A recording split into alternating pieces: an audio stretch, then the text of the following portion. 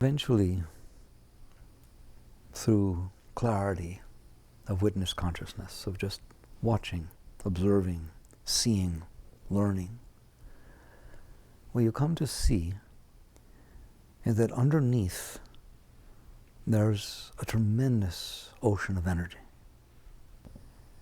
When it flows, that's the nectar of your life.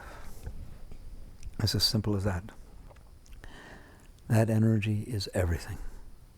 When you feel it, you use words like happy, high, love, excited, joyful, contented, peaceful. When you don't feel it, you use words like depressed, down, burned out, etc. And it's that simple. Underneath, there is energy. Above, there's you. In between, there's mine. And it is that simple. What stands in between your consciousness, your experience of being, your experiential being, and the joy of your life, your chi, your shakti, spirit, energy, juice, high, love, call it whatever you want. What stands in between you and that is mine. It doesn't look like that.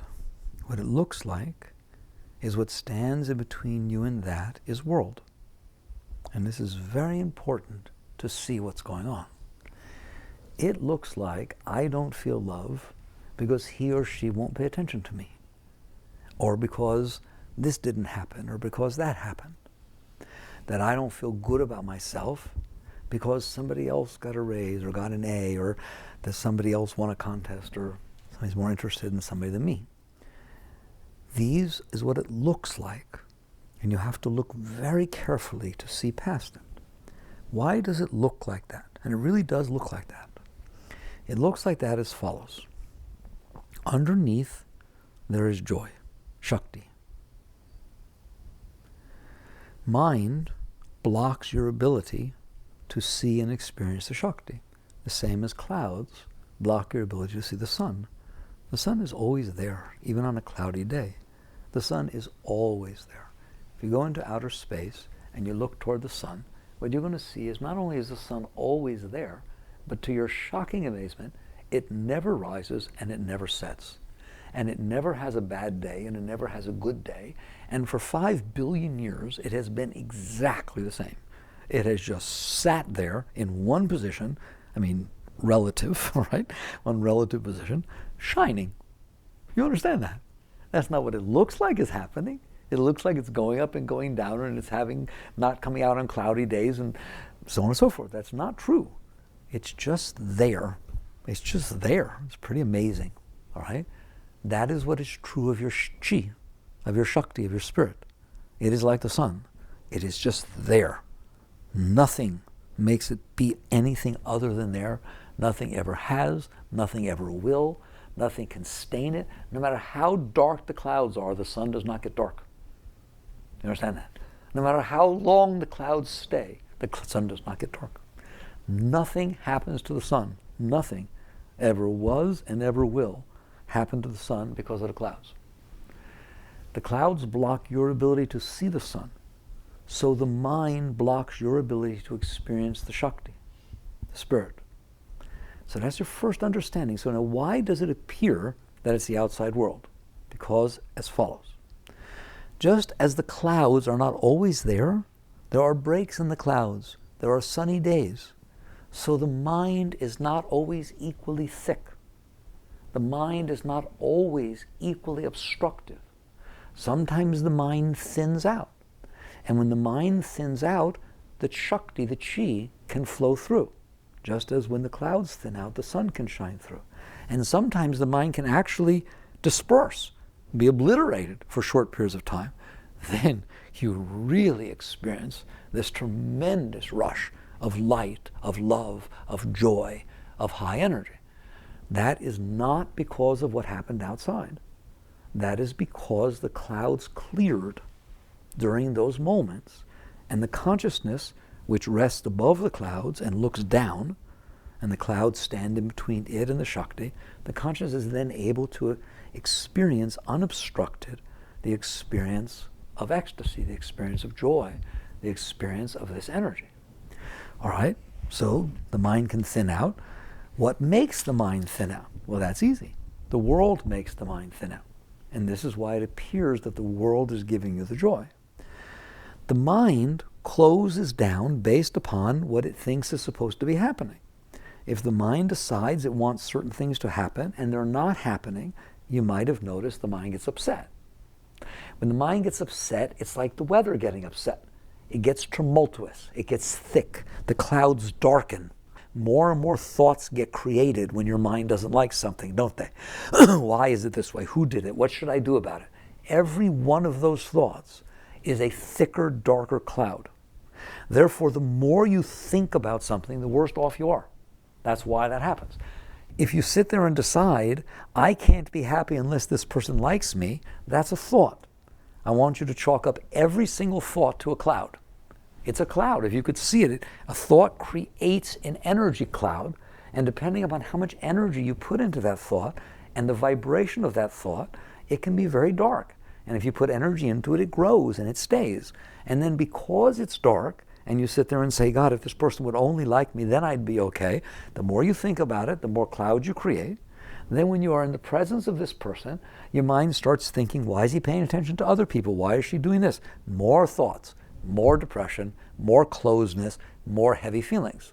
If all of a sudden that person turns and pays attention to you and says really nice things to you, your mind is shocked. Your mind has gotten what it wants. And when the mind gets what it wants, it just doesn't even know what to do with it. So it disperses. It's almost like, that never happened before. I think I'm going to have a mind attack. And it literally disperses mind. It doesn't know what to think about now because I was worrying about this and now all of a sudden it didn't happen. And so if the mind gets what it wants or starts to look like the mind's going to get what it wants, the mind starts to thin out because there's not that much more to think about. Do you understand that? If the mind is not getting what it wants, it starts to think about how to get what it wants. And you think that thinking about how to get what you want is going to move you closer to feeling energy. It's not. It just creates more clouds in the mind, and therefore you actually get denser and thicker, and you get more tied up in yourself and more screwed up in yourself. But when the mind gets what it wants, then the mind thins out. It suspends for a moment.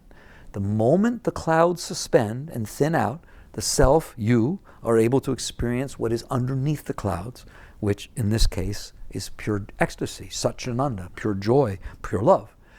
And the problem is it reinforces your feeling that it's outside. You thought, if this person likes me, I'm going to feel so much love, it's going to be so wonderful, it'll be the joy of my life. And then it got reinforced by the fact that when the person said they liked you or paid attention to you, you did feel all that joy. And so that your mind says, see, I was right. You got it? Okay, it's very tricky. And you have to understand this because that is what's happening. The mind is blocking you, and then when the mind gets what it wants, it's unblocking you, and then it's taking credit for everything that happened. It'd be like if somebody was hurting you, squeezing your arm and hurting you, and then says, you want to see how good a friend I am? Watch, I'll make you feel better. And they loosen up. Say, you really are a friend. You must be a doctor. I hurt really bad before you did that. No, that's not a doctor. Don't call that person a doctor. That's Dr. Dread or something, all right? Dr. somebody bad.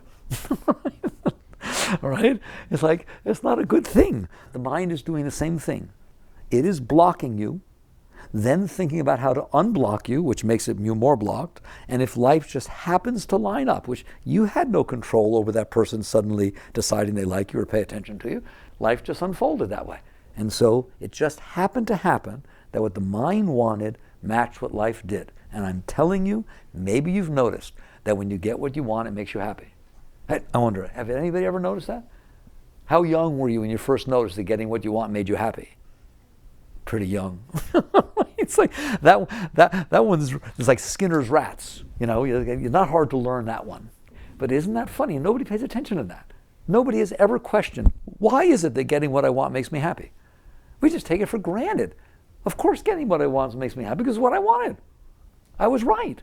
See, you think it's genetic. You got it? That this thing will make me happy. So I got it. It and me are what happiness are made of. It's like two ends of the same pole. When these two things come together, of course it makes me happy because I fulfilled the circuit. You're wrong. That's not what's happening. And I'll prove it to you. I can prove it to you anytime you want. It is not true that the thing outside of you somehow has something to do with you, and combining it with you, it creates the chemistry that makes you happy. What is happening is the thing outside of you has a relationship with your mind, and it's not cosmic or dharmic. It's mental. It's a mental case. Your mind decided something. That's the relationship. What's the relationship between that object out there and my mind? My mind has an opinion about it, doesn't it? It formed an opinion some time ago. I like red. Oh, she's wearing red. I like her. I can't stand red, and I wouldn't like anybody who wore red. She's wearing red. I don't like her. That's what your mind does. So the relationship between your mind and the objects outside is that your mind has preconceived notions about what it likes, doesn't it? How many do you have? More than there are stars in the sky.